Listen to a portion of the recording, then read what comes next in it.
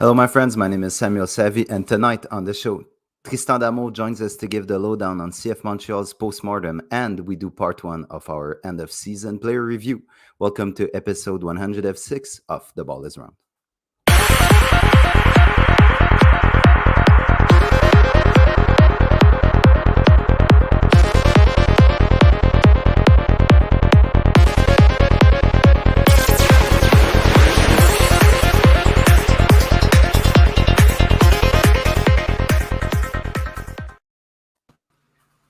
And I'm joined as usual by my friends Yves Paul and Adi Raphael, and special guest Tristan D'Amours. How are you, Tristan? I'm good. I'm good. I don't know how long the voice is going to last, but I'm good. Non-COVID illness. Tested again. I'm negative. Nothing to be worried about. So that's the good part. Good, good. Yves, Hady, y'all good? Hanging in there. It's already been a wild weekend. It's only Oh Wednesday. my goodness, yeah. Yeah, I think Eve's weekend was even worse than mine. Worse. Did you My guys mom lose was in town. 4-0? Did you guys lose 4-0? To Leicester, yeah. Yeah, I assume you're talking about that's the what Wolves. I thought. Yeah, Yeah. exactly.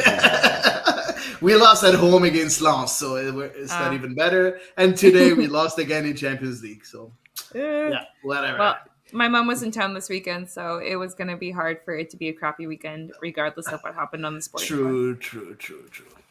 Adi, Tristan, you guys were at Saint-Nitrile for the club's Post-Mortem. What was the vibe over there? Because there was a lot of drama coming out of that Post-Mortem. But how did you feel the vibe over there, guys? Yeah. Going in, it was a lot of it was surrounding one thing, which I assume we'll spend quite a bit of time talking about it. And it was weird because it was surprising that this kind of came to that. Mm-hmm.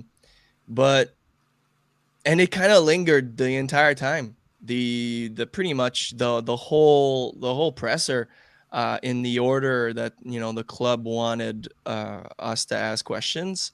They started with Sam, and then they went player, Wilfred, and then finally Wilfred didn't want to talk about it, and then finally we got Olivier Renard, and it felt like the tension of the whole day had been building up to that moment, and we got some information. So he's the option was triggered, but it kind of, I don't know, it felt very confrontational. And I don't know. I'm not sure. I'm not sure what to. I thought yesterday I tweeted that there was a sense of relief. I don't know if it was pretty. I don't know if it, in hindsight, if it was the best words, but at least we know that Will Fernandez is not going to go away for nothing.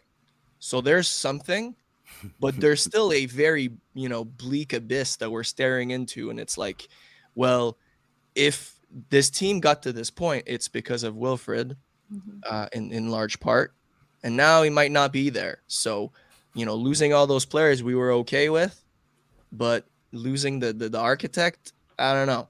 So it was a very weird feeling. I don't know if you share that with me, Hady.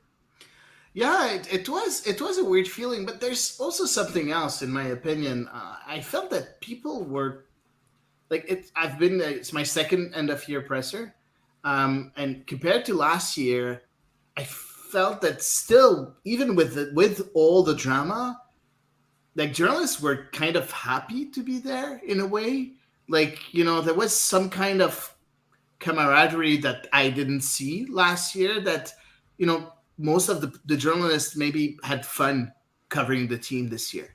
I felt that. I felt that there was somewhere, yes, of course, a disappointment of being eliminated. Yes, there was the whole elephant in the room, but also there was somewhere we did have fun this year in a way. It was fun doing our job this year. I don't know if you agree with me, but No, but I get it. I mean, and it's a little different for you because you hadn't been to an in-person end of year presser before. last year. It was in person? It was in person. Damn, there's so much things going on. I don't Yeah, remember. it doesn't. I don't know. Well, it's because last year there was tension, but for another reason, right? Yeah, It was very different. yeah, But true. I think that that's one thing that I love about being a journalist is that even though there are people from from competitors, there is a sense of respect, and Yeah, there you do kind of have to look out for each other a little bit, for XYZ reasons. And if it wasn't for other journalists that I know, I probably wouldn't be there. I probably wouldn't be here today. I probably wouldn't be doing all of what I'm doing today. So, there is this sense of camaraderie, as you kind of said, as you kind of mentioned. And it was nice to see that again. Yeah, I think that was definitely cool, above everything else. Yeah. It's kind of something we don't see, everyday fan wouldn't see.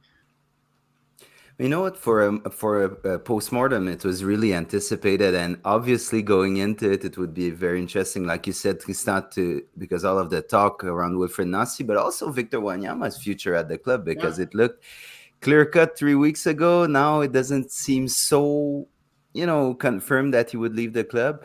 The Kenyan was the second to speak to the media following Captain Sam Piet, but fans and journalists had to wait until the very end, like you said, for Coach Nassi and Olivier Renard. Other actors yesterday were Kamal Miller, Alistair Johnston, Georgi Mihailovic, and Romel Kyoto. Unlike the club, we will start with the two biggest actors of yesterday's post-mortem. So Olivier Renard was the very last one to grab the mic, and I don't know for you guys, but his relaxed demeanor was a bit betrayed by some uncertainties regarding the future of his managers and players, right, Eve? Very much so, I think. I don't know if it was maybe some bravado that he was putting on, but I'm not exactly sure how fantastic I would have been feeling after the level of evasiveness given by Wilfred Nancy just prior. Obviously, one thing that I found really curious was that, Wilfred Nancy clearly didn't want to discuss his contract at all. And then Olivier Renard, when he was asked to address that question, since, Nancy had kind of refused to, he went so far as to say, I know he didn't want me to say this, but his option's been triggered. So I think despite his demeanor, maybe he did sense like, the level of uncertainty was just way too high in the room. And also, of course, as we know, there have been some rumors that floated around shortly prior to the beginning of that post-mortem. Yeah. And for Wilfred Nassi, on his behalf, seemed what was a mix of tense and peaceful. It was a bit of a contradicting sight, very similar to his Belgian boss. So we can't really talk about Olivier Renard's talk without talking about Wilfred's, because they're so connected. So we'll treat them together. And what we'll do, guys, I'll throw a quote out that one or the other said, and we'll get into a little discussion. So I'll start with Wilfred Nassi, who said, "I am interested in Montreal's project. Nothing has changed. The only game I didn't watch was last one. This one still hurts too much." So Wilfred Nassi doesn't want to negotiate a contract, but is still very interested by Montreal's project. What's that about exactly, guys? Listen, he's been a part of this project for a long time, right? And that project was evolving, of course. But the last project that started with Thierry Henry was pretty clear, and they're still on track in that project to be able to develop players, make them progress, and make them reach another level. Okay, that's the whole project around CF Montreal right now. So he knows the project, he likes it in a way, but that doesn't mean that he's not gonna like any other projects too. That's the way I read it in a way. And of course, he says that he rewatched every game. It's something that he enjoys because looking at the progression and the evolution of his players. The last one he didn't watch because it hurts too much. So for me, that's how I read it, saying I never said that I'm not going to be here in a way, but I never said that I'm going to be here too. So it's, again, a mix of it's like a really diplomatic response. Exactly. Was Yeah, that your I think feeling, he Tristan? also said that he didn't watch the Champions League final as well because Yeah. there was too much. So Mm, it fits, yeah. you know. But yeah, in a way, I think that's if he goes somewhere else, I believe that he'll bring that aura. He'll bring he'll if someone goes in and asks to speak to him, asks the club to speak to him, and then is ready to give compensation, it's because they want what he brought, right? Uh, and that's where, I mean, most of the rumors have been going towards the crew. From what I was hearing, it seems like the crew would be looking towards a project similar to Montreal's, a bit like what how Montreal was looking for a project similar to Philadelphia's. I'm assuming that Mhm. would be the takeaway. But yeah, I think that I don't know if it was his first press conference when he first joined, or it was the second year. He was saying that, like, if it doesn't work out as a head coach in the pros, he would go back to being an academy Yeah. coach because he Yeah. loves to help the human, help a kid become a man, or No or way in the back. professionals case. I mean, Mm. some of them are kids. I mean, Yeah. Yeah. some of them are still super young, but helping the human being. And I think he said it again yesterday, and I don't think that he'll ever really steer away from that, because it just seems like a passion project of his more than a job. Yeah. Justin Furtado, our friend, says he's as good as gone. Hopefully, we will get good compensation. The way he mentioned his contract talk and his demeanor about it didn't look good whatsoever. If he's not all in, I would rather have him leave. We'll move on to Olivier Renard, who was quoted saying, Nancy's option has been activated. He is under contract for the 2023 season. As a club, we want to continue with Nancy for many years. Wilfred asked us for some time, and Robbie had a question, a Yeah. very pertinent question. In fact, with that quote, he says, "Can someone explain to me why would Nasi not want to negotiate a new contract?" And I think that's the question that everyone is wondering, right, guys? Mhm. Yeah, for Yeah. sure. So why would Nasi not want to negotiate a contract? I mean, obviously, it can be a distraction during the season. You see it time and time again that, especially if there is an option, it's not necessarily super urgent, because there is an option that will be triggered if certain performance levels are met. So it can be something where I don't want the negotiation to distract from my team and my job that I'm currently doing. And that being said, obviously, one would hope that the fact that the season has now come to an end and the presser on Tuesday just means simply that he was digesting the defeat and so on and so forth. However, I think it was really important for Olivier Renard to come out and say that he is under contract for next year, just to kind of put the other teams who could be interested in Nancy on notice that if you want to talk to him, you do have to go through us, and you are going to have to buy him out if you make it to that level of negotiation with him. Yeah, it's very interesting though. There's a couple of things that needs to be added in my opinion. First of all, Olivier Renard told us that that option was exercised a few months ago, and even Nancy didn't want them to say it and to say it publicly that it has been exercised already. So not only he didn't want to talk about a new contract, but also he didn't want that option to be like you didn't want it known that the option was already exercised. So that's something else. So it proves to the point that Eve was saying maybe he didn't want the distraction that will come with it. So that's the first step, the first thing. The second thing also is that Wilfried Nancy, you know, he he's not going to want to negotiate a contract also because he wants to know where he's at the end of the year. What are the performances that he achieved?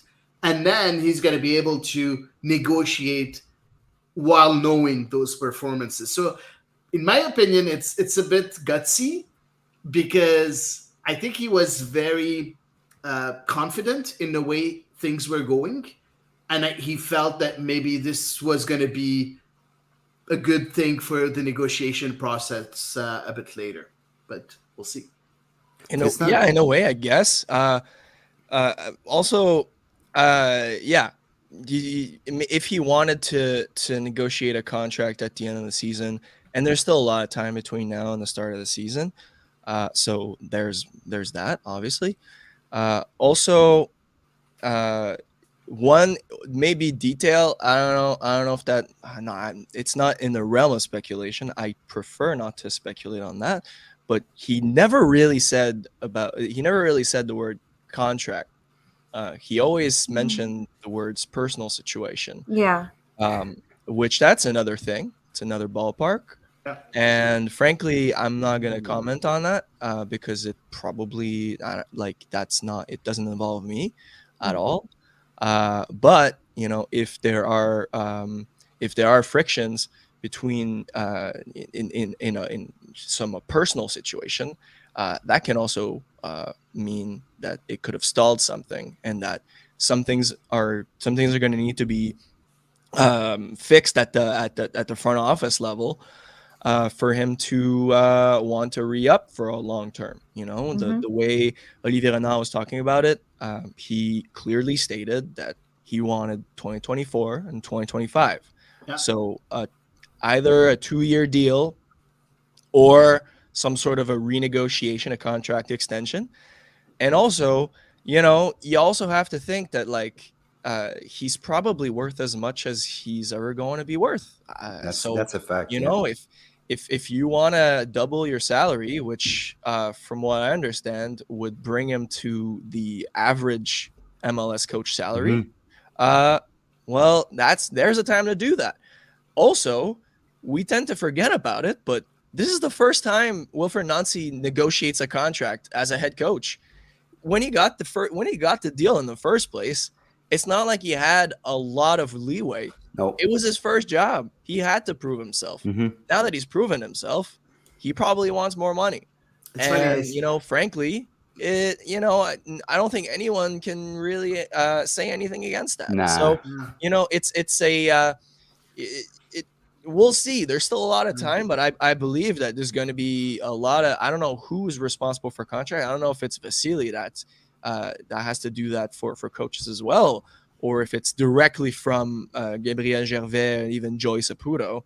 But if you can manage to have some sort of, if you can make him stay, regardless of whoever's coming in saying, oh, we want him, if you can negotiate something and say, okay, this is what we want for the next 3-4 years, maybe. We want to see that again because, maybe we have identified young players from the academy that you're going to be able to bring to another level again, and blah, blah. At least try, right? He's the guy that brought you where you are today. Why not at least, have a good shot at it, right? And it seems like this is what they want to do, but, we'll see at the end of the day if it actually works out. It's funny. Robbie is asking, so if he gets 3 years at good money, will he sign on? I'm not Wilfried Nancy. I can't answer. I'm not Wilfried Nancy, but I'm pretty sure it's a negotiation process. And Alain said it a bit earlier also by saying, why do we react more to a coach leveraging Montreal gig for career growth than players? I'm simplifying, of course, but the guy has been with Montreal for a while. Normal to explore options. Let the man max his money. So I completely agree with him. And you know what? We said it, I think, in the previous episodes, where we said that, it's maybe a tactic to just increase and get the best money that he can have. And we also said that, Nancy, of course, he signed for very little money. So, it's time for him to say, you know what? This is what I did. So please get me my worth. Offer me my worth, right? So there's also the hometown factor. Well, right? that's exactly what I was going. He said it he even said it yesterday. He moved here. He's comfortable here. His Yeah. family's from here. So there's definitely that. There's also, well, if he moved here from France 10 years ago, chances are he could move to somewhere else, right? You know, if he's done it once, why not? You know, he could do it again, depending on whatever the project. You know, that you know, at the end of the day, you know, if you have a better opportunity somewhere else, you're you're gonna, Yeah, but not everybody's Tom Brady, you know. yeah, and it's not a reason to lowball someone because he's like the local guy. And I No. remember when Sam Piet was negotiating a new contract with Rémi Garde, he had to say to the press that he would be open to go back to Europe or somewhere else in MLS. It's not because he's from Montreal that he won't be paid what he's worth. So Wilfred Nancy must be feeling exactly the same Of way. And course. they have Yeah. very short career, these people, eh? So they don't have a lot of time to make their money. I won't Not the ever blame. coaches, man. I was The gonna say, coaches you can stay coach until, like, 75, man. You've Yeah, but- seen Roy Hodgson. Yeah, but because you build a momentum, but there's some coaches that you've seen for a while that haven't have a job for 5-6 years. So that's the That's true. reality of their But job. they get a TV job. Sorry. Yeah. I'd like to see Will. I'd like to see Will on TV at some Oh, point. it'd be amazing. Interesting, man, I it would be think. It would be amazing. fun. Yeah. Yeah, it would be fun. Talking about Will, one quote I really liked of him is, "I am not a boss. I'm a leader, and sometimes I am vulnerable, but I cannot doubt myself." And I think a lot of people at the start of his tenure, I'll raise my hand, me included, kind of mistaked his his confidence for a bit of arrogance. And getting to know Wilfred Nancy now, after 2 years that he's been in front of the media talking, I mean, it's something completely different than what a lot of people thought. But I really like the fact that he doesn't see himself as a boss. He does see himself as a leader, though. And when you listen to Georgi Mihailovic, Kamal Miller, we'll get to them later, the players, when they went to the podium and spoke about their coach, you could see that the relationship was not the same with previous coaches. Eh? No, exactly. We'll move on to Olivier Renard, who said, "We have tried to talk to Nancy for weeks and months now, but I respect his decision. He didn't want to start negotiating before the end of the season." And that brings us to Simple Guy's question, who says, "So who is going to win the peeing contest, Joey's ego or Nancy's principles?" And that brings me to ask you guys, could that fateful night at Stade Saputo against Sporting Kansas City have been the start of the end for Wilfred Nancy in Montreal? Start with you, Tristan. Oh boy, you're starting with me. Oh yes, you're the guest, man. I mean, you know, What can you say, man, for Tristan? Be I don't- careful. I don't know what I can say. I'll direct you to Joey Wilfred Saputo. Nancy's quote from that night. Mm-hmm. He is a man that has values. Yeah. Yep. So if you read between the lines, Yeah. he is a man that has values. That doesn't mean that things cannot be Repairs. worked through. Mm-hmm. Because this team has a history. And well, I don't know if it's the start of the end, because frankly, it would be, because if we're taking it as a battle of egos, and Wilfred Nancy leaves after the season that he did, who won? Mm-hmm. So Exactly. at the end of the day,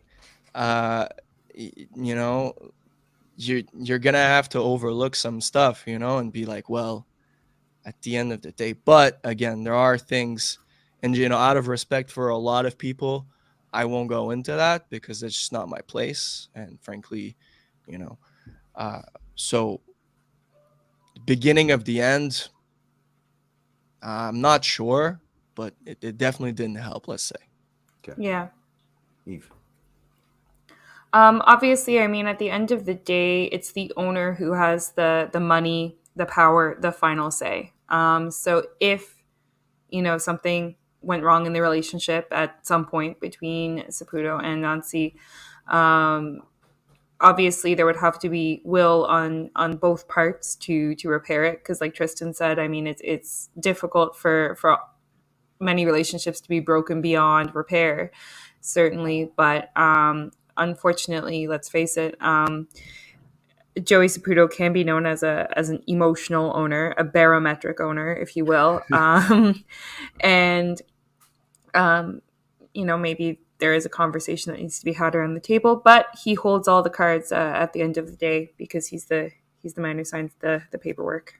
You know what? I'm pretty sure like Joey Saputo is not stupid, right?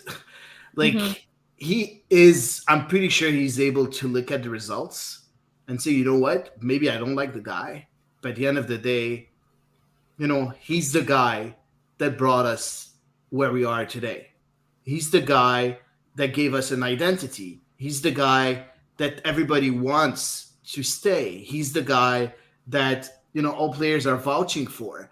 He's the guy that finished second in the Coach of the Year, and we're going to talk about it later. Coach of the Year nomination. So if Joey Saputo is a very successful businessman, so when you look at everything he achieved as a businessman, I'm pretty sure that he's able to look beyond his ego and realize that, I like him or not, he's giving me exactly what I'm looking for. So I don't think it's going to be Joey's ego is going to get in the way. I'd be very surprised knowing the way he does things whenever things are going in the right direction. Very important.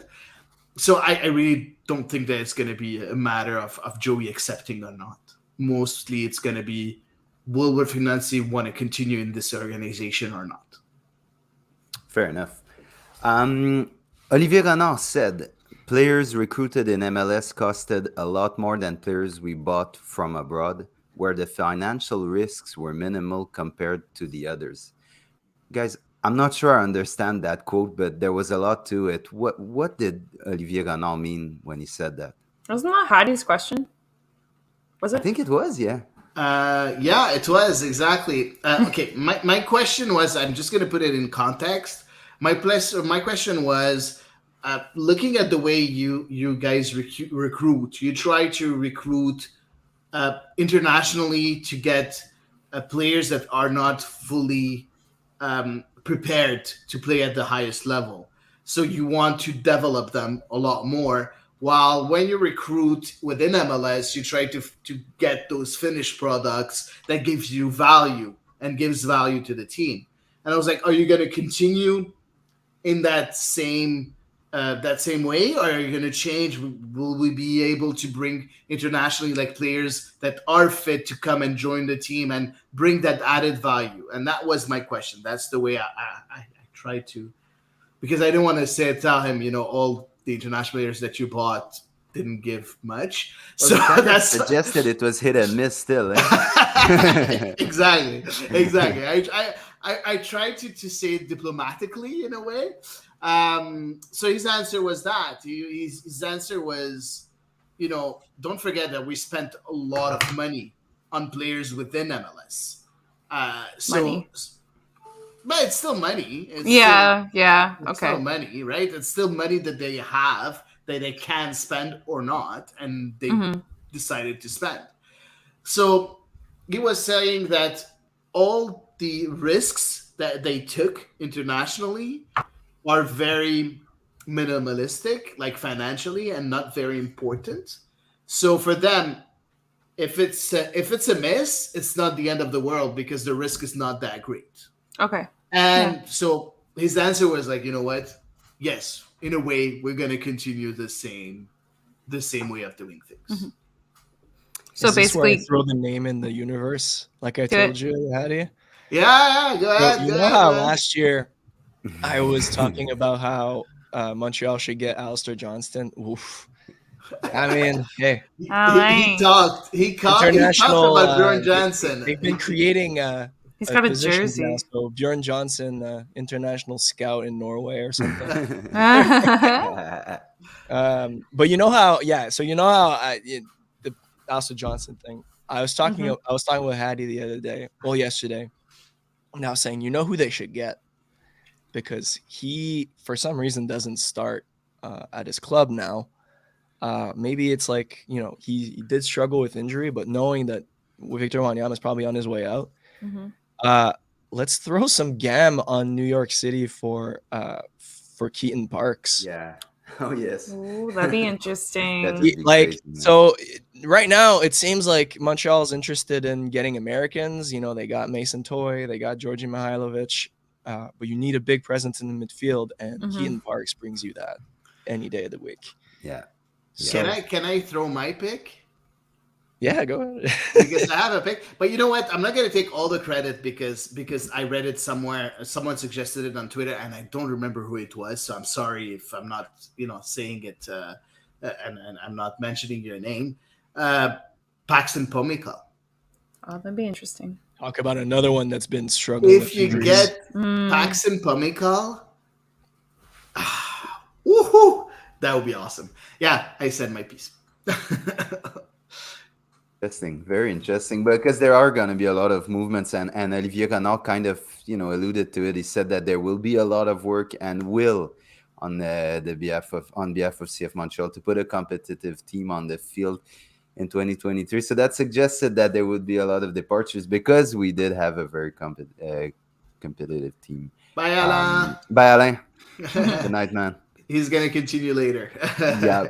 Last quote, guys, before we move on to the players, and it's Wilfried Nancy on missing out on Coach of the Year award by 0.1% of the votes, which is crazy. Individual accolades are fun for the ego, but my biggest pride is to be recognized by my peers. Yeah. Jim Curtin is Jim Curtin. What he accomplishes is huge. Okay, guys, first of all, losing by 0.1%. Oh, man. What the hell? That's a close vote, man. But can we show the percentages? Yeah, and I wanted to bring you here on exactly that. So if you look at Wilfried Nancy, God damn, he had the majority of his votes coming from media, which is, if I'm not mistaken, guys, because you know more than me, but a vast majority of them are American journalists. Then the players barely gave any votes to Wilfried Nancy, and the GMs gave just a bit more than the players. So Wilfried Nancy got almost all of his votes off the media. So why would that be, guys? No, a lot of the GMs, he got 17%. If you look at Cherundolo, he has only 12%. Yeah, but I'm not really looking at Cherundolo. I'm really looking at Jim Curtin, who kind of evened out everywhere. Just a bit less with the media. Not with the media, yeah. Yeah, so why that happens? The low media? No, the fact that the players and the GM kind of didn't consider Wilfried Nancy as much as the media member. Well, I think is the best value to have as a human being ever is consistency, and Jim Curtin has been consistent for a while now. Yeah, all he needs is an MLS Cup, and if he starts winning a lot and continues to win in that way, that dude could be the coach of the U.S. men's national team. Oh yes, So I think it's just a matter of time. It's the project is still going, unfortunately, and it's funny. I was talking with Jonathan Tannenwald, who was at the game last weekend, who writes for the Philadelphia Inquirer, and he was talking about the project of how everyone in Philadelphia, or everyone that follows the Union in Philadelphia, was really disappointed when they sold Aronson. They didn't understand. It's like, why would you sell Brendan Aronson? He's the best player on the team. Because like we like to say here that like people don't understand soccer. They're all about the Habs in Montreal. It's like, try in Philly when there's like the Sixers, the Flyers, the Phillies. I'm forgetting one. The Eagles. The Eagles. Like, geez. So at the end of the day, they ended up going to Europe to get players, and one of their best players, I'm Gazdag. forgetting his name, is Gazdag. Gazdag. yeah, but there's one Mbaiso, right? Carranza. They bought him. He's like this tiny Cameroonian guy. They signed him, and then they sent him to Union 2. Like, he didn't even start on the first team, and he made his way up. So there's like a lot of avenues from where Philly got to their success, and the biggest part is that, like Thierry Henry said, they gave him that confidence. They said, "Hey, we suck, but you're gonna stay here because we understand. Like, it's gonna take a while." And look at him now. He won Coach of the Year twice, Supporters Shield, and now he's still there fighting for MLS Cup. So. Yeah, I just don't want to. I just want to say there's a lot of things that are alike between the two organizations, because you're talking about Mbaiso, and Mbaiso, it's not all about Jim Curtin. It's about the sporting director, Ernest Tanner. That's amazing. Former Red Bull, in Salzburg. That's really, really good. And we have Olivier Renard in a way. So, getting those players and getting them into reserve squads that we don't have, unfortunately, to finish their development and after, go into the first team. That's where you see a good sporting director, right? So yeah. But talking about Jim Curtin and the players, voting more for Jim Curtin, he proved himself. And as Tristan said, consistency is very important. Now, where it's really something that really bothers me is the GMs. How I don't understand why you would put Jim Curtin in front of Wilfried Nancy, and that's where I can't really agree. I mean, Philadelphia, sorry to interrupt you, Hady, but Philadelphia has delivered go ahead, please. a lot of, they've developed a lot of homegrown talent. They've really brought it up. And Montreal has had some, we're seeing a little bit more success now for Montreal with the academy players. But for me, Philadelphia and, in tandem, obviously, Jim Curtin. And like you mentioned, of course, Philadelphia does have a strong reserve system for sure. But Jim Curtin is able to help those players make the leap from development to pro. So I mean, to me, that's probably one of his biggest edges that I can think of that a GM might see. Yeah, but if you think of it, like, look at how many players Nancy brought to the scene. Like, the Chouanière, nobody thought he would be MLS caliber. You know how many people thought that he was done? Yeah, like, but do you have a name other than that? Like, is there another player who... Kone was not an academy player, though. But still, he was a youngster, exactly like Mbaiso. I'm talking about development within your own organization, like development from... It is, because he still came and he played for 1 year with the U19. Like last year, he wasn't playing with us, with the first team. Okay. So there is some kind of development within the organization. It's not, he didn't come from elsewhere and just started in the first team. No. He had to go through, So it's still a step. It's not as big as academy players, but still, you have Zuhir that got a few minutes here and there. So it's a start. But Philadelphia is way further along. Yeah, but you're judging him on 1 year. You're not judging him. You're not giving him a trophy for his career. He's giving him a trophy for 2022. But here's where it's at, though. I think in the media votes is they acknowledge the year that Wilfried Nancy's had.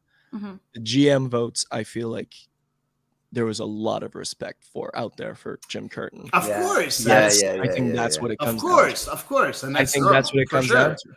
And frankly, Jim Curtin has led his team farther than Wilfried Nancy has. So but you can't. Don't forget that the coach they submitted those votes before. I understand before the playoffs. I understand that, but we could also say that the Philadelphia Union finished above CF Montreal in the standings, and all of those things. But I think what it comes down to when you come to the GM votes is that respect. I think for Nancy, as much as people here love him here in Montreal, I think is still an unknown. a lot less now. If you look at those media votes, Yeah. you know, the first year people were texting me like, "Who the hell is this guy?" And I'd be like, "Yeah, like watch out, guys, watch out." Like that dude. First of all, I mean, like we knew he had the locker room. Like that was his. He stepped in, and everybody liked him anyway. So, you know, but I again, I think that I think the GM votes. I think Curtin had more respect. But for Wilfred Nancy, look, if he comes back and leads another project like he does to a finish like his again, Oh he yeah, gonna be coach of the year. oh for As sure. long as Philadelphia For sure. doesn't finish first. Hey, you know, LAFC finished first, and Chirundolo and no one gave Chirundolo any credit when he came in. That's True. No Yeah. one. People thought let's remember they lost most of their preseason games. Yeah. And everybody was like, Chirundolo out the door by game. He was a good player too. And he led them to a supporter shield. Yeah. And he didn't get coach of the year. But again, LAFC and Philadelphia, what were the expectations of those teams? Top 3 in the conference. What was the expectation for Wilfried Nancy and CF Montreal? Yeah, but I think barely missed the playoffs. But I think the expectations are high for Philadelphia also because of Jim Curtin. Because if you look at his, yes, he has a good team on paper, but I don't think he's has that much like an elite team on paper either. So people are expecting them to do well. Yes, they have Andre Blake; he's a fantastic goalkeeper, but still, a lot of people are expecting them to do good because of Jim Curtin being there, because they know that they're well coached. So that's I think it's kind of all in the equation. But guys, bottom line, like this is like a 50 free in swimming. Like it came down to like 0.1. Yeah, honestly, yeah. at 0.1%, I would have given it to both. Yeah, of course. But Same. I mean, that's just me. those 0.1%. decimal places, man. Like, come on. But again, you know, it's still not a bad choice. I'm pretty sure the It's whole still not difference is Bjorn Johnson. If Bjorn had voted like, for nope. Nancy, Oh but my I know God. Curtin that guy, whatever. I'll vote for him. Trying to I'll do the vote for math on Curtin, man. how many players vote. Nah, I'm joking. No, I'm trying to do the math now. I'm like, how many players in the league? How many vote? No, I'm joking. It could be him though. Nah, but yeah. No, and No, that's mean. We can't assume how some poor guy voted. I'm joking. Yeah. It's a joke, Bjorn. Oh, if you I listen to I us. feel bad for him. He doesn't. Guys, so that being said, it's now time to give out our grades because we decided this year we would do that way. So we give our grades for the coach or the manager, the GM, whatever, and we say if he's staying or leaving, in our opinion, and our thoughts, if any, on the person. So the first one will be Olivier Renard. So I'll start with you, Eve. How much on 10 for Olivier Renard's work? Is he staying? Is he leaving? I think that one's easy. And if you have anything to say on his season, just go ahead. Okay, so for his contract in perpetuity, I'm pretty confident he'll be here next year. Hady made a good point about, the international signings diplomatically. Obviously, Alistair Johnston was a phenomenal home run out of the park for Montreal this year. But I mean, I'm just trying to think of like what other, Gabriela Corbo has been interesting in a loan. Yeah. The goalkeeping situation, I don't know. Like, I know that in the presser, Wilfred Nancy said like basically Olivier Renard had said like the goalkeeping situation was going to be what it was. And obviously that was problematic for Montreal at multiple points this year. I'm going to give him, mainly Alistair Johnston gives him a bunch of points. I'm going to give him a 7 out of 10. Very good. Tristan. Given the financial situation and the fact that they couldn't bring anyone in like mid-season or almost like at the deadline, they got a 4, which wasn't a direct help to the team. Given that context, I'm gonna say 8 on the season. they got Asta Johnson for much less than I thought they were gonna give. Yeah. For real. Yeah, I believe what did I say again? Mason Well, 1.5 Toy you plus and were Mason you Toy? were offering, I think, like, I don't know, Mason Toy and a house Yeah. and a Like, car and I like think it was Mason Toy, 1 million and a first rounder. You said. Oh Tristan. yeah. yeah. Which much less. So for Just that, 1 I million. think that was just tremendous. Yeah. And yeah. So 8 given the circumstances. Hady. I would say A2. We tend to forget Kai Kamara, man. Kai This is a good Kamara. point. Kai Kamara, Kai yes. Kamara, and you know what? Even like the small, like Jajea Quizera gave us some good minutes. Yeah, I think that's true. that's a pretty good thing. And Lassie, you know, everybody was complaining about Lassie signing an extension, and you know what? He's done pretty well as a left wing back. So I'm still on the fence about it being a TAM contract. I agree, but you know what? He's been very, very Yeah, good. no. Lassie's And system, like so- whenever we get to the point of talking about Lassie Lapalainen, I don't know what I'm gonna have to bring a crow out and like pretend to eat it or something like that. But but no, actually no. You sorry, go Hattie. No, sorry, go ahead. No, I was just gonna say I forgot that he obviously would have been involved in the Kai Kamara signing. Yeah. So I would like to upgrade my grade if I may. Wow. To 8. Yes. Yeah. Yes. Kai Kamara was. Yeah, but he did have some misses like Hamdi, like Torres, or you know, people leaving like nobody. All do the you players that left were good. Do you mean like Torres and Hamdi permanent deal or? Yeah. Oh, okay, because I didn't Well, factor that those was- in. Yeah, that's Yeah, a no, good that was last season. Yeah. Though, that they made both of them permanent, I believe. Yeah, but wasn't that in the off season for this year? Yeah, it was. October. Looking for In this October. season because I remember last really- year at our post-mortem we was asking, are they yeah. gonna sign them Yeah. permanently? All right. So, okay, Yeah. maybe So it's in 7.5 then. Yeah, me too. And honestly, I applaud tremendously the Johnston camera moves. I like Quizera. I like Corbo a lot. I think Torkelson too it's a left field Oh, move. brought but back Camacho. Camacho, Yeah. very important. And on a fit. lower So straight back to an 8. deal. Straight back to an 8. But the goalkeeping situation was such a mess. I think that he needs to lose some points, and that for me is why he's gonna have 7.5 because it's such a crucial position. People don't tend to not realize how big We it is. didn't know you could do 0.5, man. Well, I'm giving. Yeah, you can do 0.768 if you want. I don't mind. Okay, good. Okay, I'm gonna start using those decimals. It's funny you mentioned that, Sam, because I read somewhere, and maybe it was Tanwell, but the Union Yes. in their like most Yes. important positions that they value is the goalkeeper position. Yes. Yep.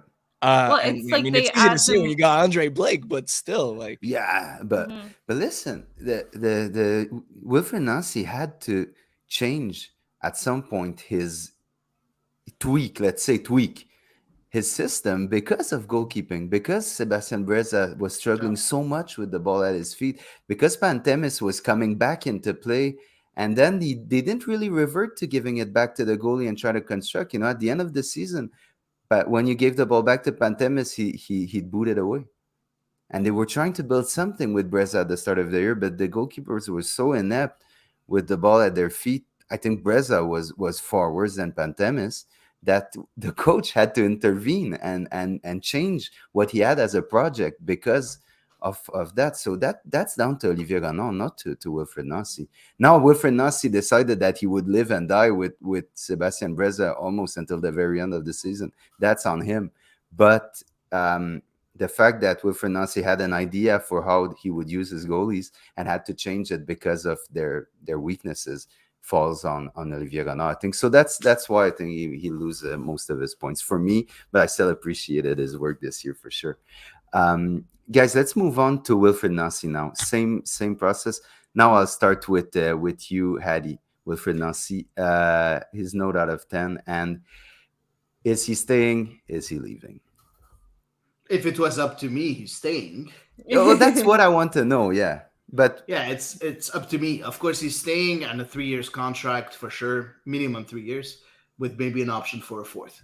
That's what I would do myself. As for the grade, I will give it an 8. I think he's been fantastic, fantastic. I don't think he could have done better. He's always gonna have something that's not working for him, right? And what wasn't working for him was the goalkeeping situation. I think he made, and I think I said it quite often during the whole season. He made a big mistake by putting Breza as number one at the beginning of the season. For me, it was Pentemis all the way. I don't think that I don't think that Pentemis is a star goalkeeper. Far from it. But I think he's more complete than Sebastian Breza. But yes, he's going to make mistakes because he's not a star player. So I think that's where for me he loses a bit of points. But the rest, man, I never thought I would see Montreal in second place. I never thought I would see such an amazing play and have so much fun with that team. I never thought that we would go on runs of 8-9 games unbeaten. I never thought we would win so many games on the road, so beat so many records. So for me, 8. And if it wasn't for the goalkeeping situation, he would have had a 9, just because I don't like to give 10s. And by the way, our listeners, Matthew is giving us his grades, but feel free to give yours, guys. We love reading you. Tristan, your turn. Wilfred Nancy. Yeah, I'm hesitating between 8.5 and 9.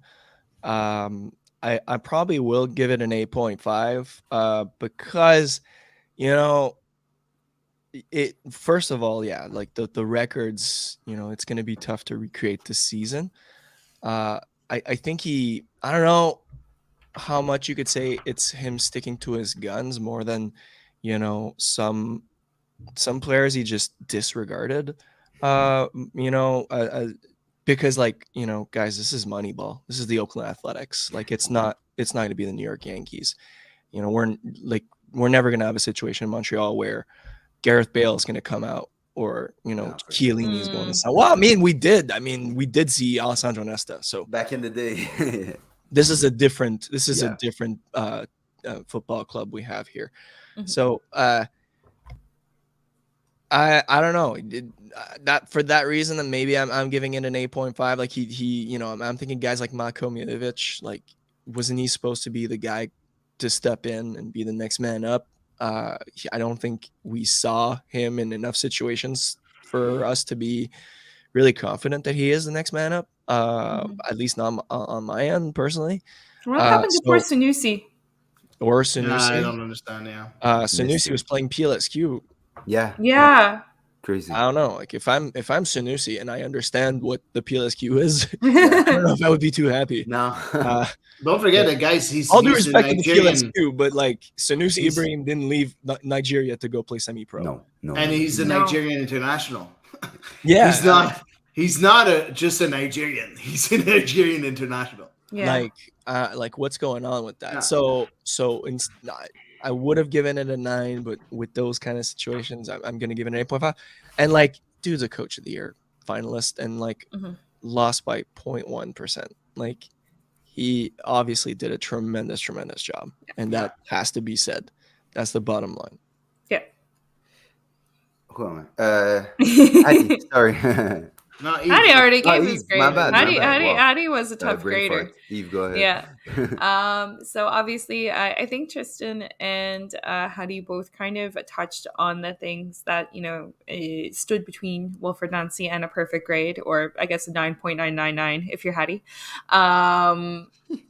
So I am going to say 8.5. And I guess the reasons, because like I said, they kind of exhausted the list of reasons, that it wasn't a perfect season for Montreal. But obviously, not only obviously, as Hady mentioned, like, great results and records broken and such, but just the attractiveness of the football. It was just so easy on the eyes to watch. Yeah. The one other thing I would say is, Montreal, they were able to do the double on a lot of the teams below the red line, but they did sometimes struggle against teams, say, that punched at their weight class.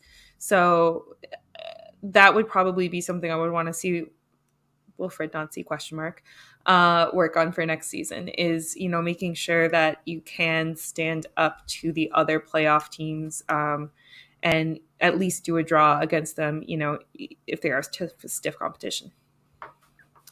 Very interesting. For Wilfred Nancy, I was one of the in the I'm not too sure about where this is going club. Since last year and at the start of the year, I dissociated myself from this club. I really liked the way he coached the team this year, mostly after we finished that horrible sequence at the start of the season. I'm I'm just he lose points in my book because of some people would say is playing principles. I sometimes see that a bit of stubbornness and his system and the goalkeeping situation, a bit like we talked about with Olivier Renard, is that Wilfred Nancy, when everyone was seeing that it didn't make sense anymore to play Sebastian Breza, he really pushed the boundaries of that, when he Of should have just trust in your of goalkeeper. trust. Yeah, maybe he should have just surrendered a few weeks prior and said, you know what, this is not working, and I'll give the net to Pantemis just to see. So and I know that we talked about it a lot on this on the ball is around that Wilfred Nancy plays a certain system, but it's a very fluid system. Some players will move in certain positions, but I just never had the feeling that there was a plan B. There was a plan A.1, A.2, A.3, A.4, but there was never a plan B. That what, if my tactical display, my system just is flat, doesn't work at all, I'll just scrap it at halftime and we'll go play 4-4-2 or 4-3-3. That doesn't exist in Wilfred Nancy's world, how he sees football. So, and that's just personal opinion. Some people think it's brilliant. I just like that a bit of differences. So I would say 8 for Wilfred Nancy, 8.5, 8.5, because of he. I'm bringing out the negatives because we've talked so much about the positives of Wilfred Nancy. Yeah. Why he doesn't have a 10? That's more it. Matthew says 7 for Olivier Renard, 9 for Wilfred Nancy. Vanaro, my buddy Vanaro says 8 for Olivier Renard and 8 for Wilfred Nancy. Vanaro says for signing Kai Kamara, for finding Quizera and bringing in Corbo, that was for Olivier Renard. And for Wilfred Nancy, he's done a great job with the tactical scheme, had up for reviving Lassie's skills. That's interesting. And confidence hatching up other players. Very interesting, Vanaro. Guys, moving on to the players. So the way it's going to work, we won't give our take one by one on each player. I'll attribute you guys one player. You'll give me your grade, if he's back or not, your take on his season, and if someone is not agreeing, you'll be free to intervene after the person is done. So I'll start with, and we're gonna talk about every player that was featured in the postseason post-mortem. What I mean is the players who face the media, plus Breza, Chouanière, and Torkelson. So let's start with Samuel Piette. Piette played 28 games, started 18, played 1,630 MLS minutes, picked up 3 assists, 5 yellow cards, 41 tackles, and 17 interceptions. Club captain and local boy Samuel Piette was the first to face the media today and delivered a very interesting quote that I will throw to you, Tristan. He said that apart from Mauro Biello, it was the first time that players didn't feel judged by a coach, which brought extra pressure on the players. So, Tristan, Piette is your boy. Go ahead, give us all you have to say on Sam Piette, and what do you say about that quote too? What do I have to say about Sam Piette? We're born in the same hospital. We're from the same. We're from the same city. Small world. Yeah, man. Yeah. I don't know. Like His season. I mean, it all kind of started with Thierry, Sam, of when it didn't work with Thierry Henry when he played him at like fullback or something. It forced him to think of himself as a more thorough player, and I think it worked. I think that part very much stuck with him, and we're seeing a more complete version of Sam Piet. I remember when I was saying that 3 years ago on the radio, people were screaming some wild shit at me. Sorry, Eve's mom. It's okay. But we really see that he's worked on himself as a player. He's worked on himself as a human being. Obviously, I think even he mentioned that. So yeah, was a great season. This was a very good season. I'll give him a 7.5. I think the way he moves, it's towards the right, and he looks towards the forward pass. Like he played in some really great balls this season. I think that's what everybody has been asking for from Sam, and now he's the captain. So a lot of people are seeing, he was always, because he came in right after Patrice Bernier, which is such a difficult thing to do. Like, you're the hometown guy coming in after like the hometown guy, the guy who can do no wrong. So and Piatti wore the captain's armband kind of in between without being officially the captain too. So it was monumental what Piet had to do.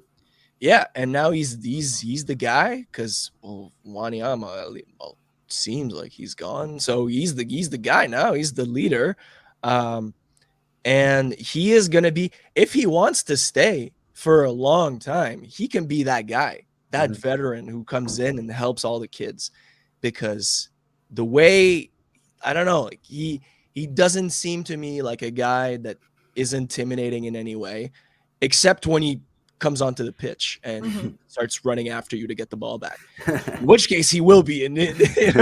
So how there, like, couldn't have a better season from Sam. I think it's his best season this since he joined. So I agree. I would change the grade though.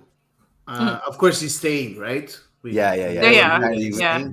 I would change the grade though. I would give him 8. 8, I don't. And the reason behind it is that, don't forget that he started on the bench, and he won his place back. Yeah, and he won his place back, and the team got better when he complained. He never complained. He got better. He was afraid at one point of losing his place with the national team. I remember I was there at the scrum at Centre Nutrele, and he was like, I'm very afraid because I'm not playing. I was afraid to lose my place, but John Herdman called me and told me I'm so important, and he still wants to call me even if I don't play much. And at the end, during all the games, the winning streak, he was the starter. And you know what? He was a lot more than what we've known of Sam Piet. And his development, and that's something else. His development, the guy is able to cross the ball. Like, how many good crosses has he given in the final stretch of the year? 3 assists. I think all 3 of them are on crosses, or maybe 2 of them. And there were 2 of them I recall for sure. Yeah.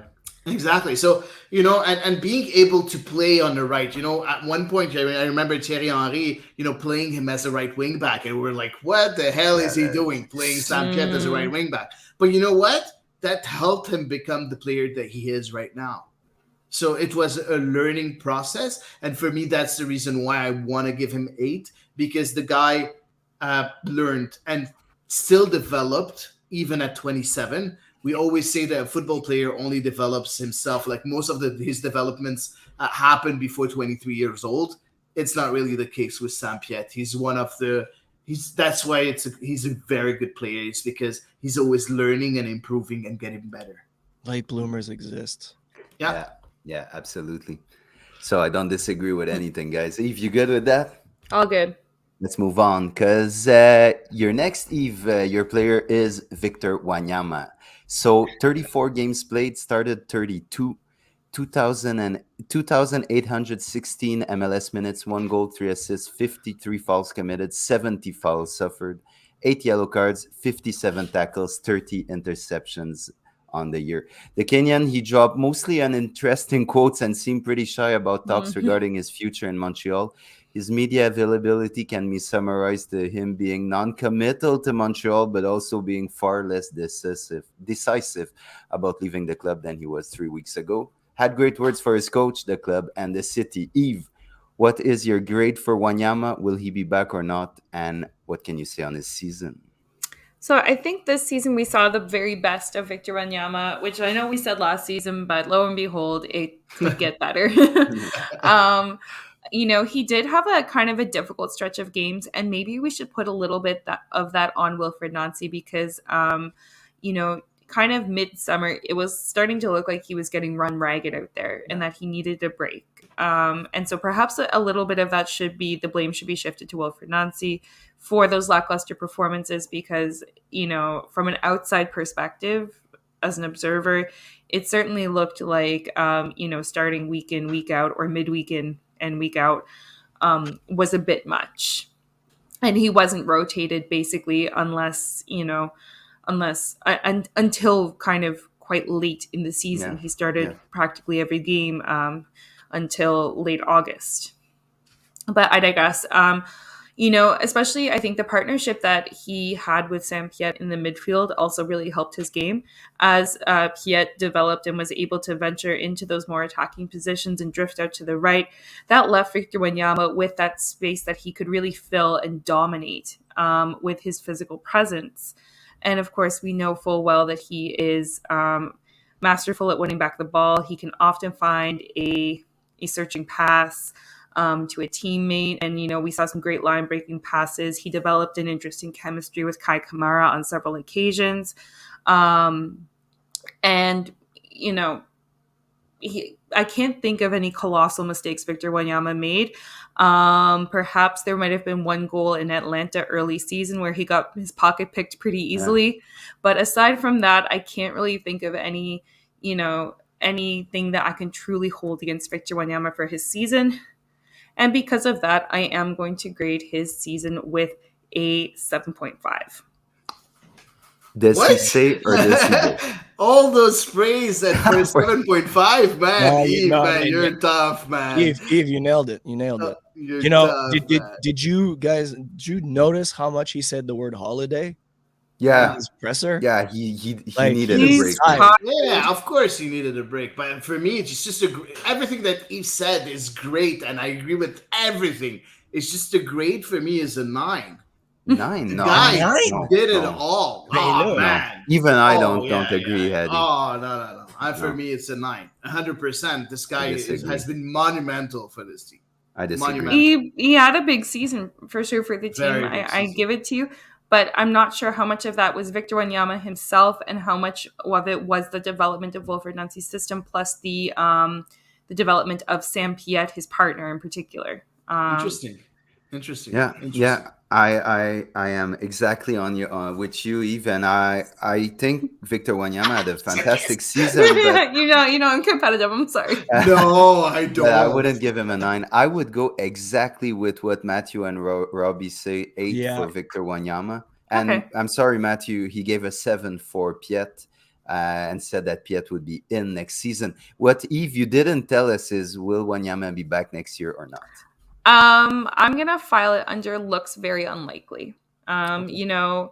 It obviously looked like Rudy Camacho was going to be leaving at the end of last season. And lo and behold, there he was in a Montreal uniform, right after preseason started.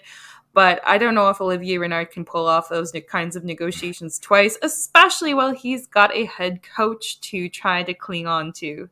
So I'm gonna say looks unlikely. I think their future, the future of Nancy will decide the future of Wanyama. If Nancy if Nancy comes back, Wanyama will come back. But Wanyama did say in his post-mortem that he came here as Victor and he would leave here as Victor regardless of Nancy or any other coach. So that was interesting too, because the question was asked to Victor Wanyama and that was his answer. So, but these are very political answers, what he really thinks. Only and let's he remember, knows. He came in with Thierry Henry. Exactly. Yeah. Exactly. True. I'm gonna go out because I want Keaton Parks. Nice, nice. But imagine if Victor Wanyama gives some tips to Keaton Parks. That would be crazy. Yeah, there you go.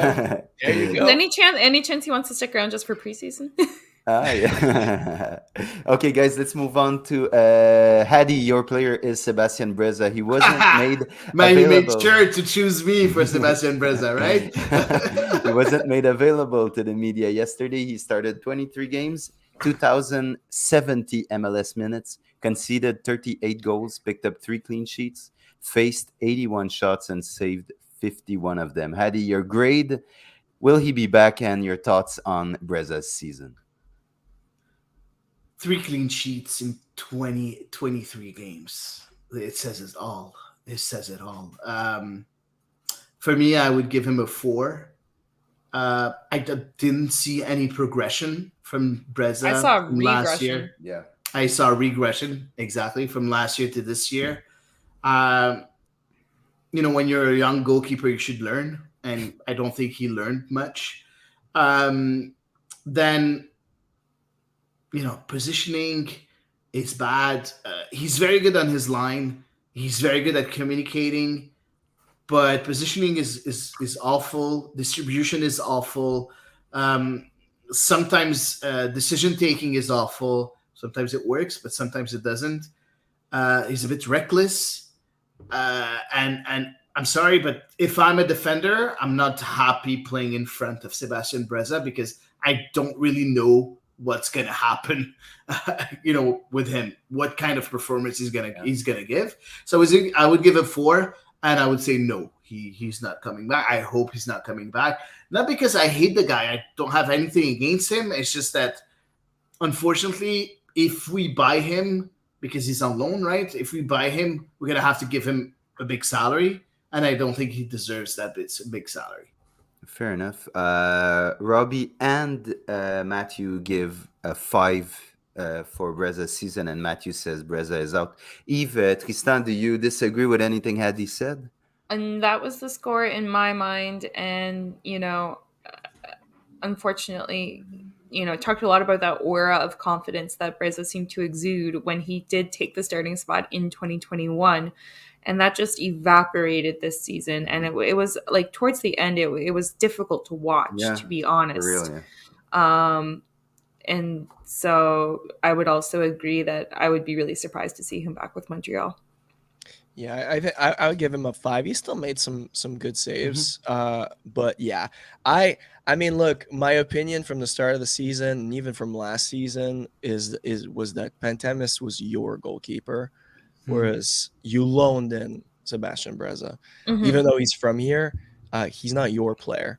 Yeah. So I don't know. I'd rather stick in the project that this club is in. I'd rather stick to the academy player, to the player that's yours, that you've developed, that you spent money on.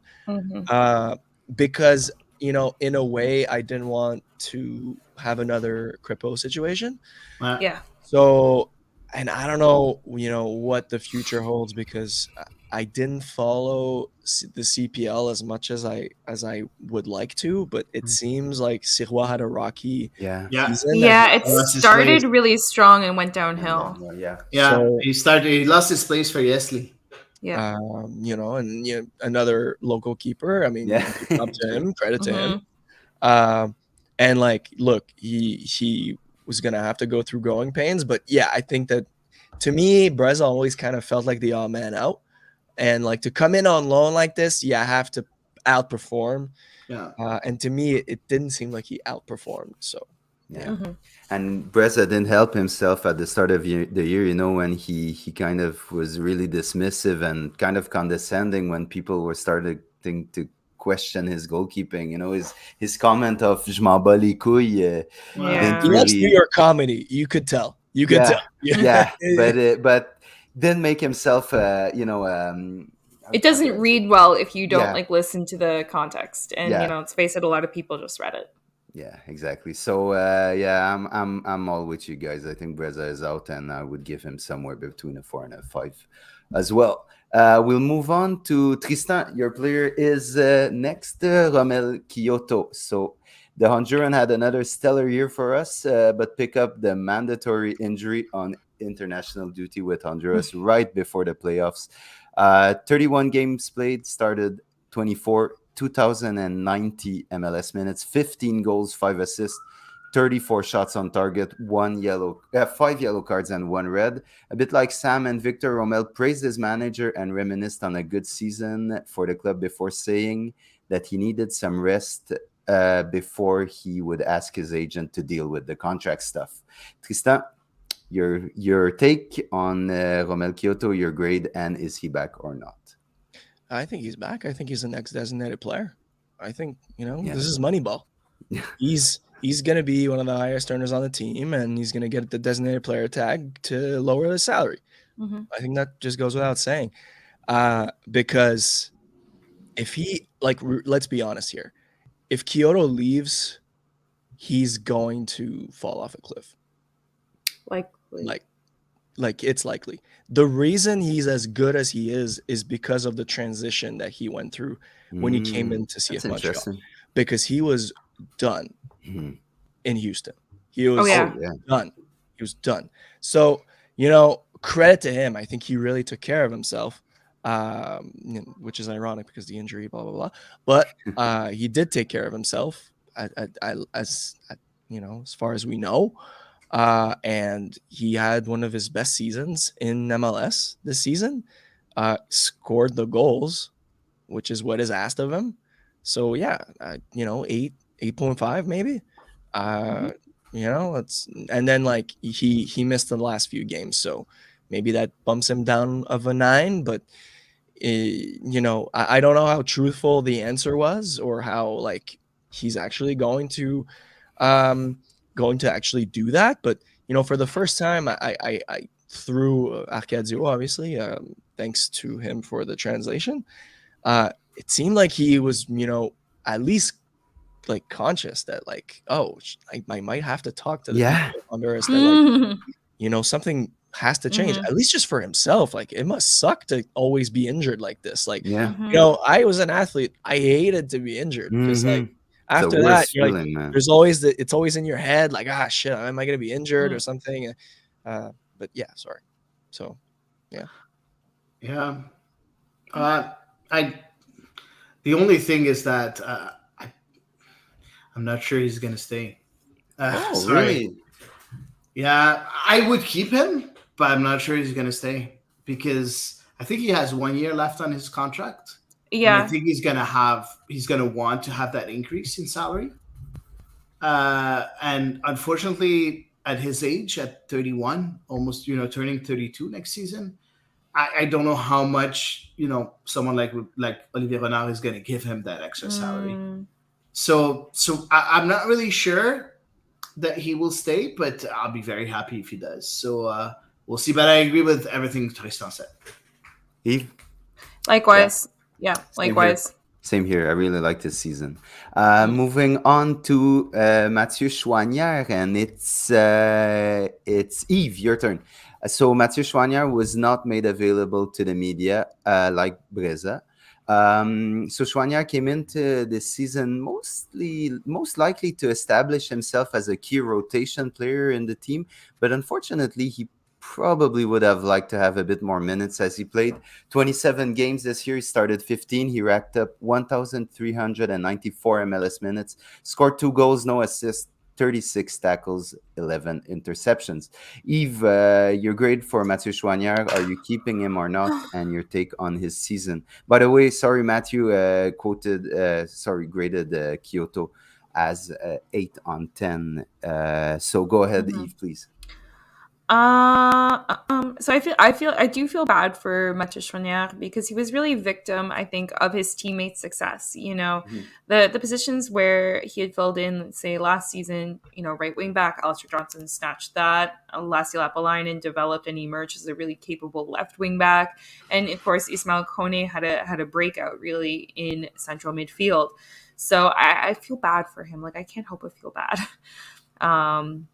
because unfortunately for him, his teammates outperformed him evidently on the pitch in matches and evidently, I suppose, in training as well. so that they were regularly selected. When he did play, whether it was a starter or a sub, it's not that he did anything wrong. It's not that he committed any mistakes. He was serviceable. He was reliable. He did score, that one brilliant goal. I think that we Yes. called it. Ignacio Joania. Yes, exactly.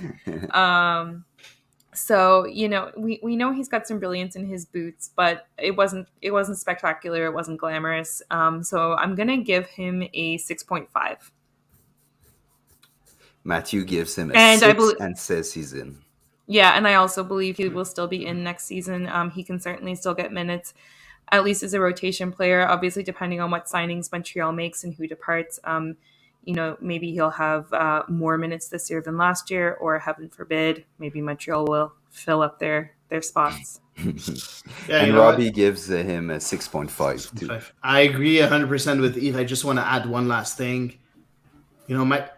It's so unfortunate for Mathieu Chouanière because I have a feeling that he missed a World Cup berth. He missed an opportunity to be a part of that World Cup squad because he wasn't able to be better than Johnston or Lassie. Because at the beginning of the season, he had a chance of being that left wing back. And then, Lassie just outperformed him. Yeah. So yeah, I would give him a 6. So same thing as Eve. You said 6.5? Yeah. 6.5. I agree with that. Great. It's a happy problem, I guess. True. So it's all the better for the club and for country as well. Hopefully, we get to see him in like a Gold Cup setting or something. Yeah. Which isn't bad at all. No. I think we should start thinking about these tournaments like the US thinks of them. Yeah. And have 2 squads almost. Yeah. And also think about winning them because I think that's where we are as a country. So yeah, it'll be interesting because maybe next year is the year where Chouanière says, "Hey, I'm here," and like you don't need to go and grab someone else. I'm that dude. So we'll see. 6.5 probably because like we didn't see as much. But yeah, again, it's a competition. But Alistair might not be there next year. So let's be honest. Yeah. Moving on to Kamal Miller. Hady, he's your boy. Slightly more complicated year for the Canadian international than his first one in Montreal, but still played a crucial part in Wilfried Nancy's defense with a hybrid role that also asked him to pop into midfield in certain situations. Miller started 28 out of the 29 games he was dressed for. He played 2,478 minutes, scored 2, assisted 3, took 20 shots, picked up 3 yellow cards, and a red, made 27 tackles and recorded 31 interceptions. Miller's most interesting quote was probably, "I feel that I got stronger mentally and defensively. We played the offensive soccer that I like, and I also contributed offensively." Hady, what do you make of Kamal Miller's season? Your grade, is he back? And your thoughts? I think that Kamal Miller impressed me a lot last year, a lot more than this year. I think that Miller would have been stronger if he wasn't used that much. I think he was tired, very tired. Just going with the international duty, coming back, playing again with Montreal. I think he wasn't rested enough. So for me, I would give him a 7. But I think that he can easily be an 8 if he's rested properly. Because you look at all the mistakes that he did, in the games.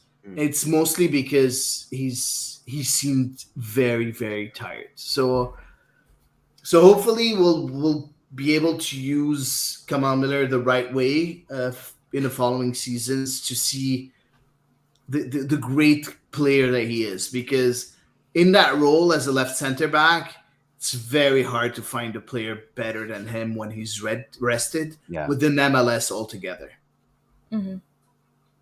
Does he move? And he's going to stay. Does he stay? Yeah, he stays. he's going to stay 100%. Cool. 100%. Eve, Tristan, you agree? Obviously, as far as staying score-wise, for sure, I agree. But obviously, as far as staying, I think it's going to depend so much on the World Cup. It all depends on the World Cup for me.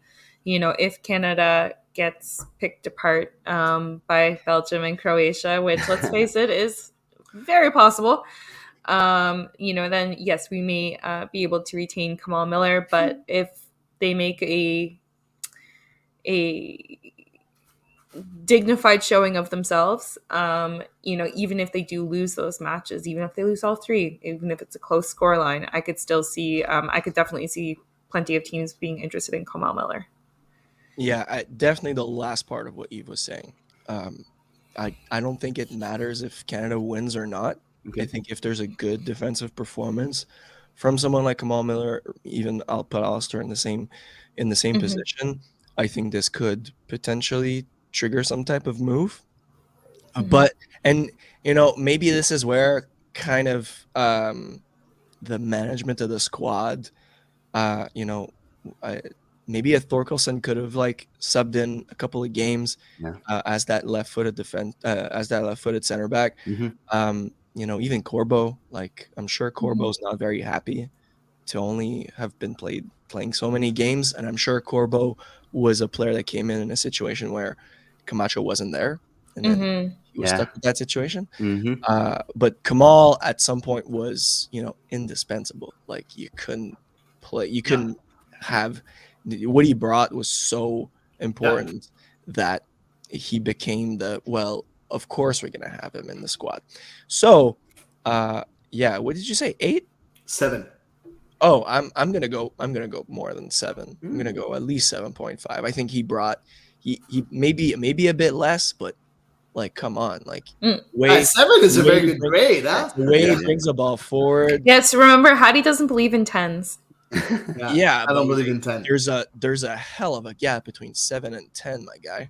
But you can never minivan between 7 and 10. But I don't know. For me, 7 is a very good grade. I'm gonna do 7.5. I'm gonna do 7.5. That guy 2 years ago. Again, there's so many storylines. Yeah, that dude was about to get released 2 years ago. Yeah, talking about this season. I know, but still, I know. I mean, you talked about it. You talked about Wilfred Nancy for about the 2 years. So no, I didn't. But deservedly. But I think he's definitely gonna deserve the break. Between now and the World Cup. Yeah, most definitely. And Robbie gives him a 7.5, and Matthew gives 7 and thinks that we will sell Kamal Miller and he will leave the club. Guys, let's move on to Kamal's national team defense partner, Alistair Johnston. Tristan, you're up. In Johnston's first season in Montreal, after his move from Nashville, Johnston was everything advertised and more, as he featured heavily almost at every position across the backline and was voted Defensive Player of the Year by the fans. The Nashville draft pick featured in all 34 games, starting all but 2 of them, and played 2,828 minutes, scored 4 goals, provided 4 assists, committed 48 fouls, and suffered 28. He finished the year with 52 tackles and 33 interceptions. His most interesting quote was this one, and it was about his coach, Wilfred Nancy. You see the difference between year 1 and year 2 with him. I wonder what could happen if he stays for 1 or 2 more years. Tristan, your turn. Your grade on Alistair Johnston, and do you think he will be back next year? That last quote was Wilfred Nancy, right? It was Johnston talking about Wilfred Nancy. Yeah. Oh, okay. I was like, oh, look at that. Wilfred Nancy talking about the next 2 years. Dare I say 9 out of 10? I would have massively overpaid for Alistair Johnston. Yeah. 9. And I think you would have still felt like you got value. Absolutely. Of course. Seriously, this guy deserves $2 million. If he was traded for $2 million, I would say 9. And look, I mean, where do we even begin with this? I mean, we're talking about 1 year. 3 years ago, he was at Wake Forest. Yeah, and now he's one of the most important players on the national team. It's like my dude, like stratospheric rise. Mm-hmm. And like one of my favorite images of him, I know this is a CF Montreal podcast, but It's all good. he came in with the short sleeves at Oh yeah, In Domino's Edmonton. yeah. in Edmonton. That is badass, man. That was so badass. Yeah. That dude comes in and he just does not give a bleep. I love it. I absolutely love it. I wish he could stay a little longer. I love how, you could tell that he's struggling, but I love how he makes the effort to speak French I Yeah, love time it. to It time. that's warms my great. heart so He much. he really bought into this team, and this is exactly uh, what you would want, right? And to the answer, Matthew just put a question up. Should CF draft Alistair's younger brother? I would have liked to Montreal to draft Alistair's little brother last year, but he went down with a concussion, and I believe that kind of sidetracked him a little bit. But he's a guy I believe is at Maryland.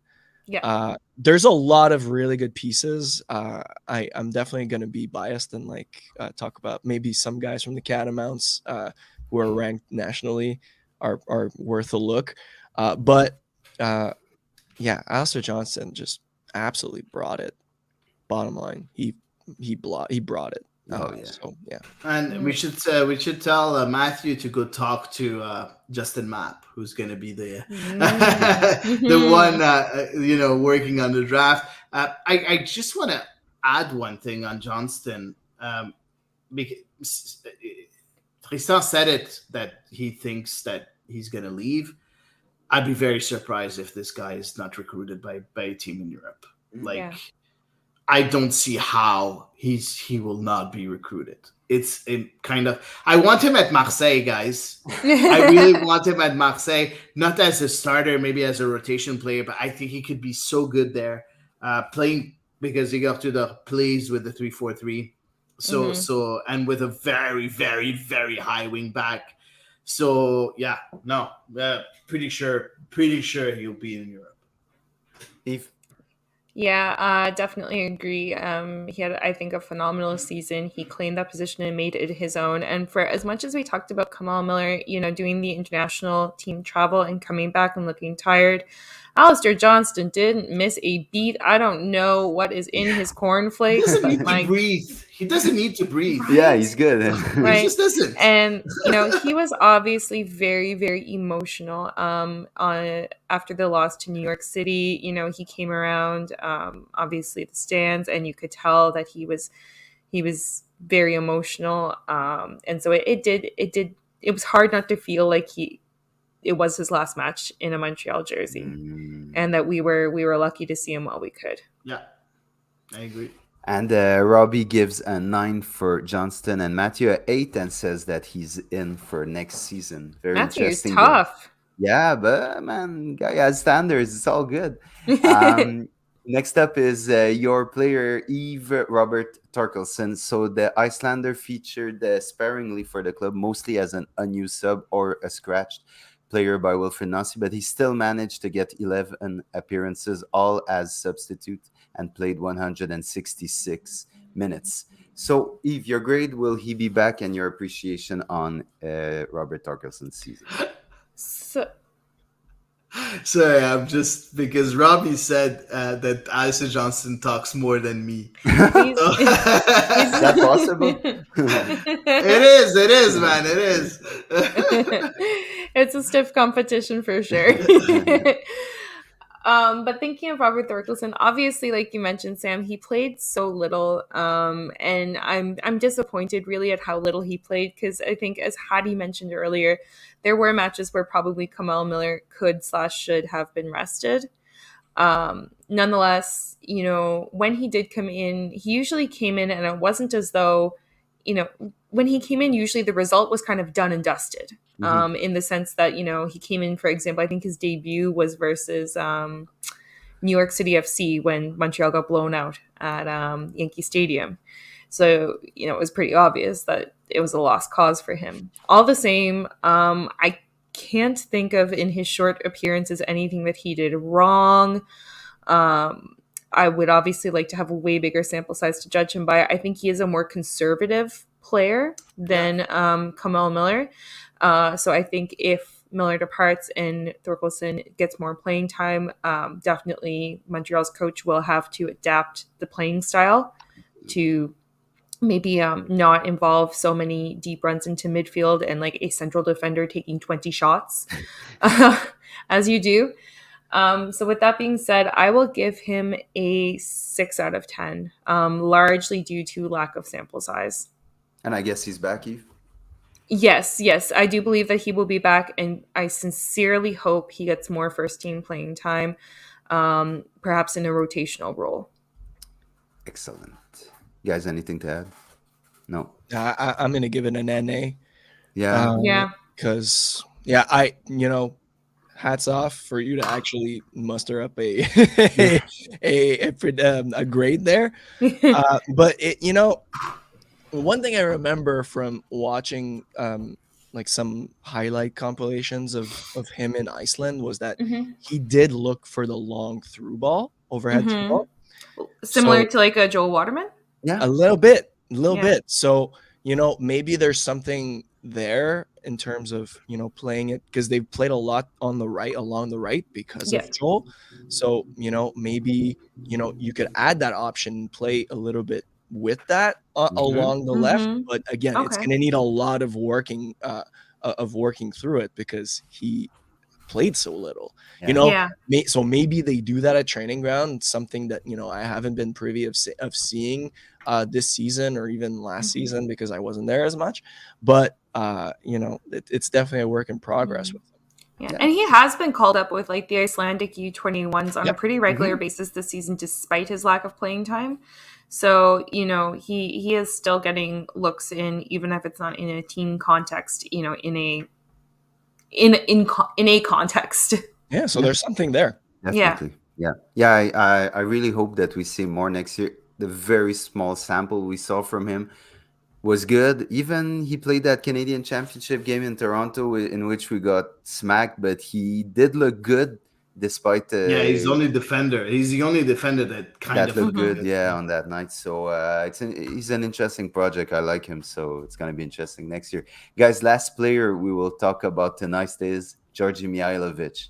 And Hady, you'll have the pleasure. Lucky you. But guys, please feel free to say everything you need to say on Georgie because he's leaving, as we know. So it was an MVP-like start to his season before getting injured, right before an international window in which he was being called up by the U.S. men's national team, sold to AZ Alkmaar, and the return to play in which he struggled to find his groove before settling in come the playoffs. In 29 games this year, started 27, picked up 2,190 minutes, scored 11 goals, assisted 5, took 37 shots, and picked up 7 yellow cards. His most interesting quote out of a very heartfelt chat to the media yesterday was, "On every team, you are closer to some players, but here we are a family. This is the result of the excellent management at the club."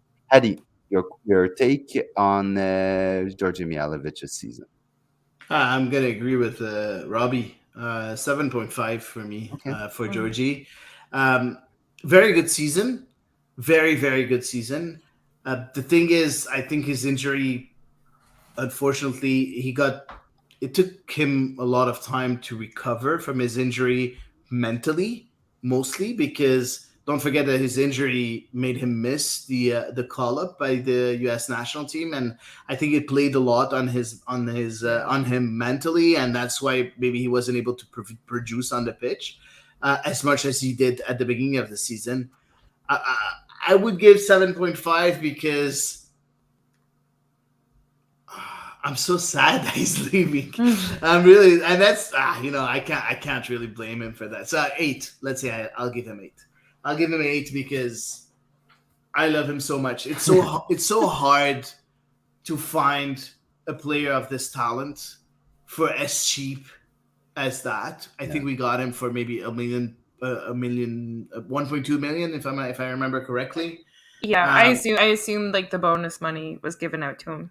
Yeah, exactly. So 1.2 million bonus included, and it's very hard to find the talent, for that cheap. And his vision, man, his vision on the pitch is just unbelievable. And yeah, I just wish we could see a bit more of him. But if we get Paxton Pomykal, we should be able Well, to get something similar, right? So I'm doing Uh-huh. Tristan's game now. Yeah. But yeah, no, eight for me for Georgi Mihailovic, and then good luck for the mhm, future. I'm pretty sure he's gonna have an outstanding career in mhm. Europe.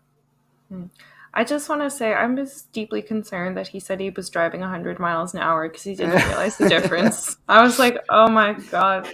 I was like, oh no. I didn't know what to. I was like, I heard that and I was like, oh my God. Must have been driving at night because you can't drive 100 miles an hour Right? during the day I was anyways. so. And like maybe it was a joke, but Yeah, I like think it was. it's. I was like, it seems literal.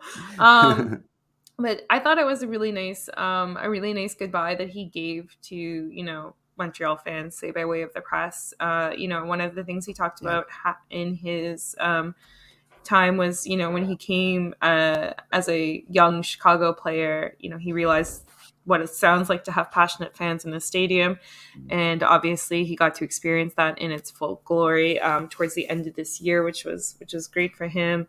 And I thought it was really touching. I thought it like there was a lot of emotion behind much of what he was saying, and I really felt like he kind of laid his feelings out on the table. It didn't feel like BS. No. Oh no, nothing coming out of Georgie is BS. Let's be real. Mm, That guy he's a real dude. And like the cool thing here is that it's one of the few transfers out that feels 100% like nicely done. yeah. He leaves in a great way, and I feel like a lot of this has to do with how he left Chicago. Because he left Chicago, wasn't happy about the situation over there, Mm-hmm. and he, to his own, to how he explained it, he put himself in an awkward position, in an uncomfortable situation, in a city where he didn't fully understand the language, which I understand that the club is probably run in English anyway, but Yeah. it was a different situation. But you And still got to go to the grocery store. yeah, 100%. And he really grew, and he really accepted and embraced the city in a way that we hadn't seen in a little while. Piatti by the end really embraced the city. DeVio embraced the city. I'm trying to think of other players.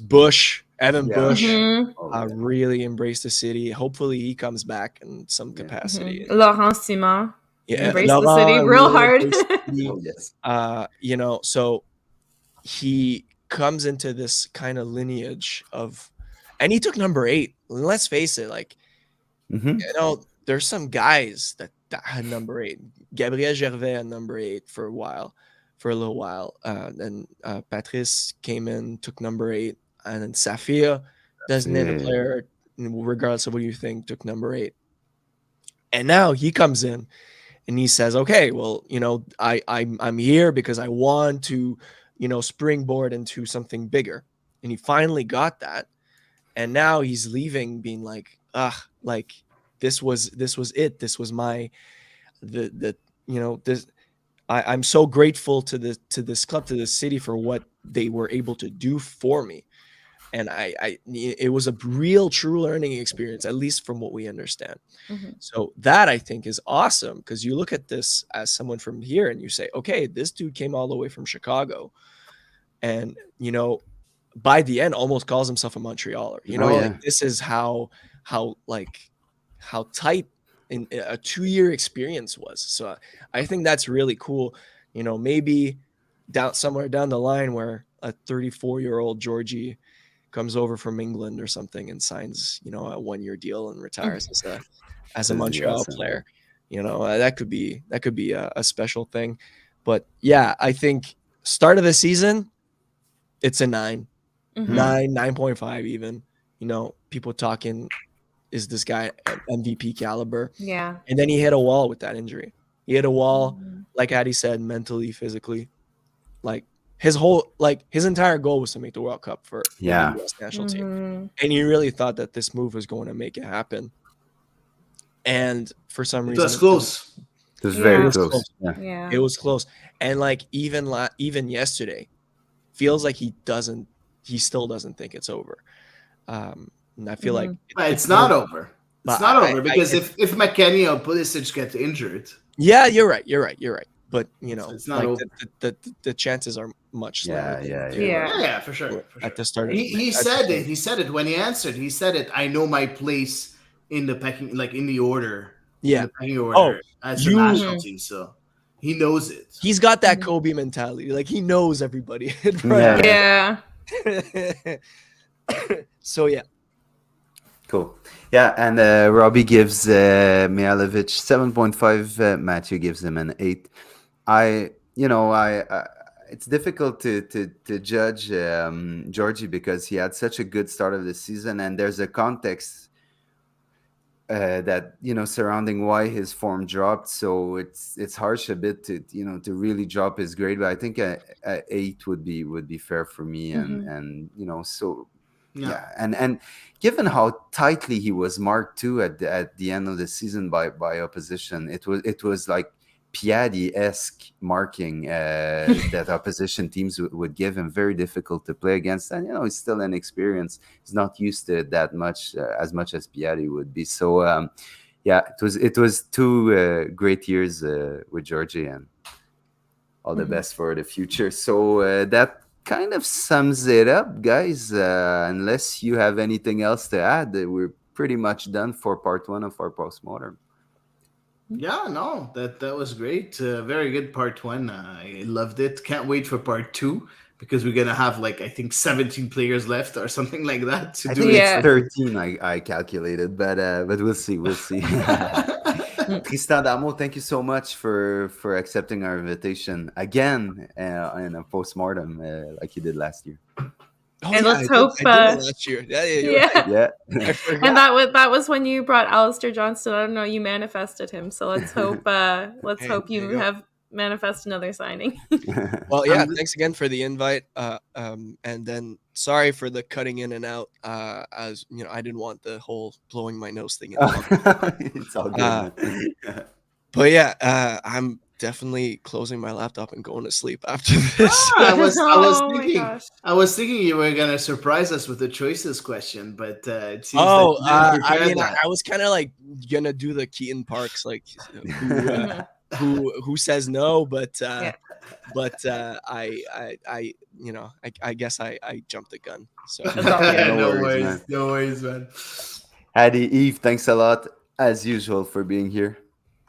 Thanks, Thank Sam, you, for Sam. everything, and thanks, Tristan, for showing up. Yeah, and thanks to all our listeners. It was great for all your input, and thank you for everyone who's going to listen during the week as well.